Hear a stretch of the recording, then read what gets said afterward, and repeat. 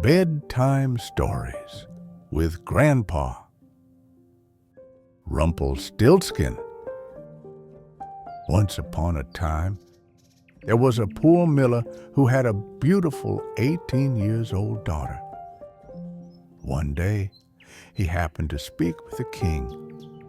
Wanting to seem important, he bragged, "I have a daughter who can spin straw into gold."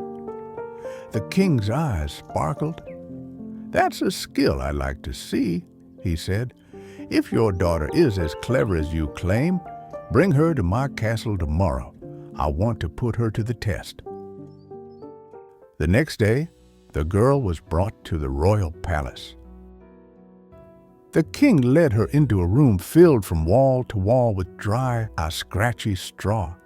He gave her a spinning wheel and a reel, then said gently, "Now please, try your very best. If you succeed and spin all this straw into gold by morning, you'll receive a wonderful reward." With that, he closed the heavy wooden door behind him. The poor miller's daughter sat down, heart pounding. She had no idea how to spin straw into gold. The room smelled like dust and hay.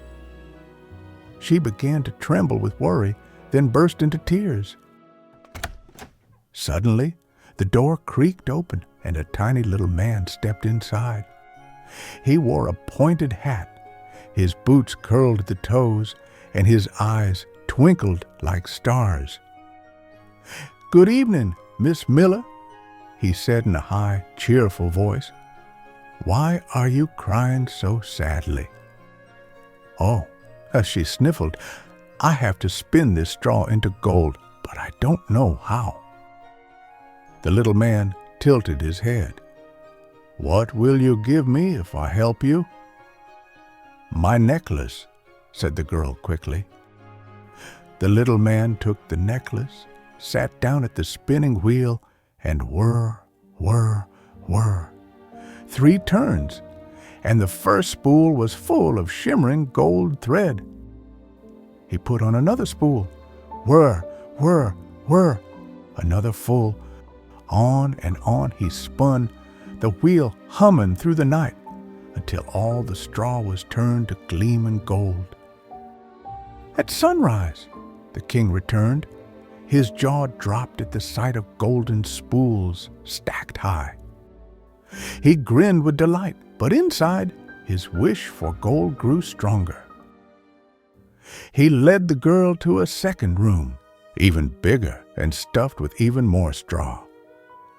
"Please spin this all by tomorrow," he requested eagerly, "and you'll have an even greater reward." Alone again, the girl wept. Then creak! The little man came back.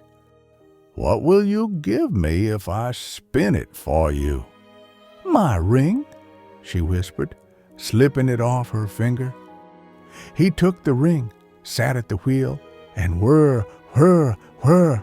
He spun through the night until every bit of straw glowed like sunshine. The king was thrilled again, but still wanted more gold. He brought her to a third room, the biggest yet, overflowing with straw. "Spin this tonight," he said warmly, "and I will marry you. Even if you're just a miller's daughter, I won't find anyone more wonderful in the whole world." That night, the little man appeared a third time. "What will you give me if I spin the straw into gold one more time?" "I have nothing left," the girl said softly. "Then promise me this. When you become queen, let me have your first child as my apprentice." Who knows what might happen, the girl thought. Maybe it will never come true. But she had no other choice. She agreed.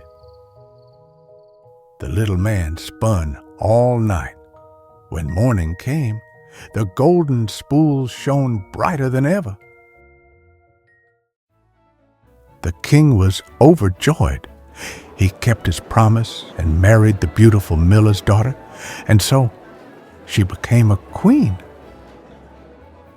More than a year later, the queen welcomed a beautiful baby into the world. She was filled with joy and had long forgotten about the little man. But one evening, as she rocked her child in the soft golden glow of the nursery, the door creaked open, and there he stood. If you're enjoying this story, give it a like and subscribe for more magical tales. "Now," said the little man with a sly grin, "it's time for me to take the child as my apprentice." The queen gasped. She offered him all the treasures in the kingdom, chests of jewels, towers of coins, silks, and pearls, if only he would let her keep her baby. But the little man shook his head. Nothing is more precious to me than teaching someone my magical craft." The queen began to cry softly. Seeing her sadness, the little man's heart softened. "Very well," he said kindly. "I'll give you 3 days. If you can guess my name by then, you may keep your child." That night, the queen couldn't sleep. She sat by candlelight, whispering every name she'd ever heard: Peter, Paul, Georg, Franz. The next morning, she sent a messenger across the land to collect every name that existed. When the little man returned, she greeted him with a hopeful smile. "Is your name Caspar, Melchior, Balzer?" she asked. But each time, the little man chuckled and said cheerfully, "No, that's not my name." The second day, she sent messengers to every village nearby. That evening, she tried the strangest name she could find. "Is it Ribboneck? Mutton Leg? Lacershin?" Again, the little man laughed. No, that's not it." On the third day, the queen's messenger returned excitedly. "I didn't find any new names," he said.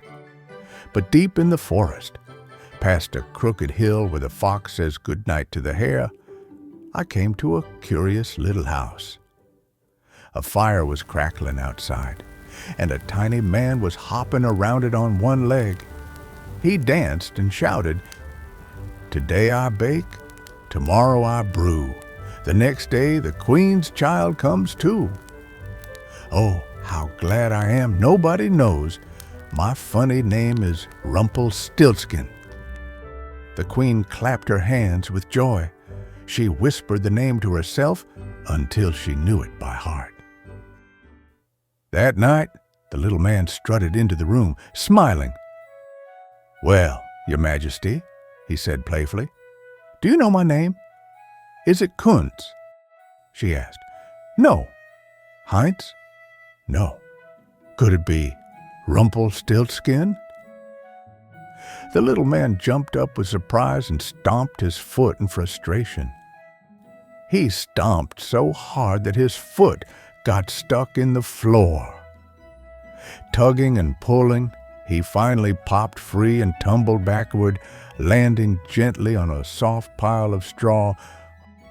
"Oh, you guessed it," he laughed, shaking his head. "You win this time, Your Majesty." And that was the last anyone saw of Rumpelstiltskin. And so, the queen lived happily ever after with her little child, safe and loved in the golden castle. This story reminds us that telling the truth is better than making things up, and that kindness and courage can help us through even the trickiest situations. Even when things seem tough, clever thinking and a brave heart can lead to a happy ending. So always stay honest, be kind, and never give up, because every one of you has the strength to shine like gold.